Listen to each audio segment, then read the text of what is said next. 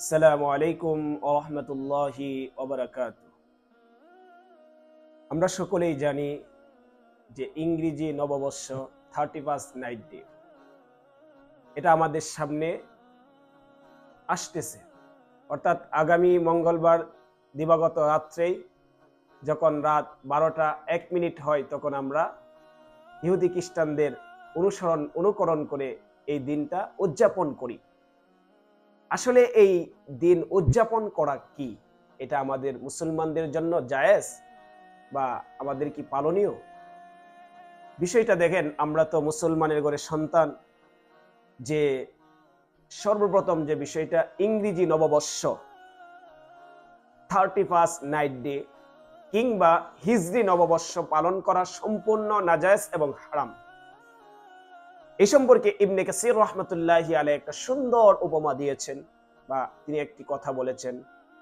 সেটা তিনি বললেন যে কোনো মুসলমানের জন্য, কোনো মুসলমানের সন্তান হোক বা কোনো মুসলমানের জন্য কোনো বিধর্মীদের সাদৃশ্য গ্রহণ করা কোনোভাবেই জায়েজ নয়, বরং নাজায়েজ এবং হারাম।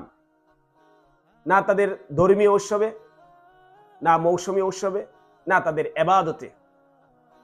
কারণ হচ্ছে এই উম্মতকে আল্লাহ রাব্বুল আলামিন সর্বশেষ নবী দ্বারা সম্মানিত করেছেন। সেটা কিভাবে?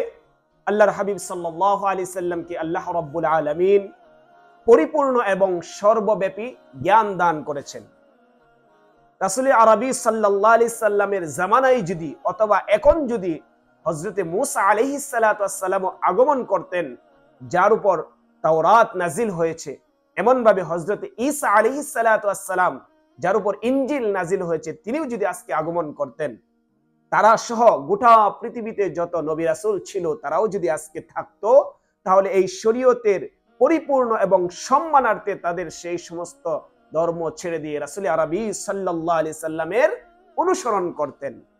এতএব আমরা যারা রাসূল আরবী সাল্লাল্লাহু আলাইহি সাল্লামের উম্মত বলে দাবি করি, তাদের জন্য আবশ্যক হলো, এটা কোনোভাবেই সম্ভব নয় যে রাসূল আরবী সাল্লাল্লাহু আলাইহি সাল্লামের আদর্শ অনুসরণ ছেড়ে দিয়ে তাদের অনুসরণ করা।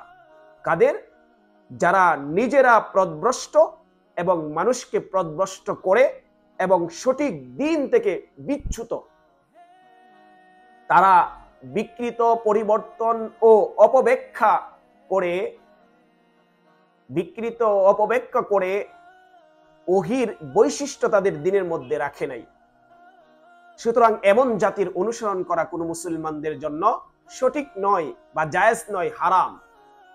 আর দ্বিতীয় কথা হচ্ছে যে তাদের ধর্ম হচ্ছে রহিত। যে ধর্ম রহিত তা অনুসরণ করা তো যাবেই না, বরং সম্পূর্ণ এটা হারাম। আর যে ধর্ম রহিত হয়ে যায়, সেই ধর্ম যত আমলি করুক, যত নেক কাজই করুক না কেন, সেটা আল্লাহ রাব্বুল আলামিনের দরবারে গ্রহণযোগ্য নয়।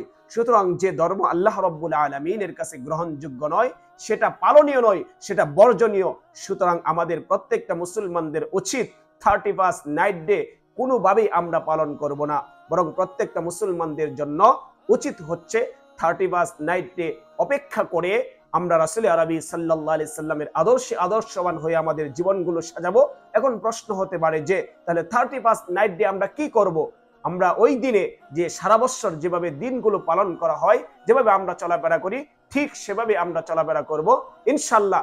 ওই দিন উপলক্ষে আমরা কোনো অনুষ্ঠান বা কোনো ইবাদত বা কোনো জিনিসের জন্য আমরা গ্রহণ করব না, বরং আমরা আমাদের নিজেদের জীবনগুলো সাজানোর জন্য রাসূল আরবী সাল্লাল্লাহু আলাইহি সাল্লামের আদর্শবান হয়ে আমরা রাসূলের খাঁটি উম্মত হয়ে যেন আমরা এই দুনিয়া থেকে যেতে পারি। আল্লাহ রাব্বুল আলামিন আমাদের সকলকে সেই তৌফিক দান করুন। আমিন। আসসালামু আলাইকুম ওয়া রাহমাতুল্লাহি ওয়া বারাকাতুহু।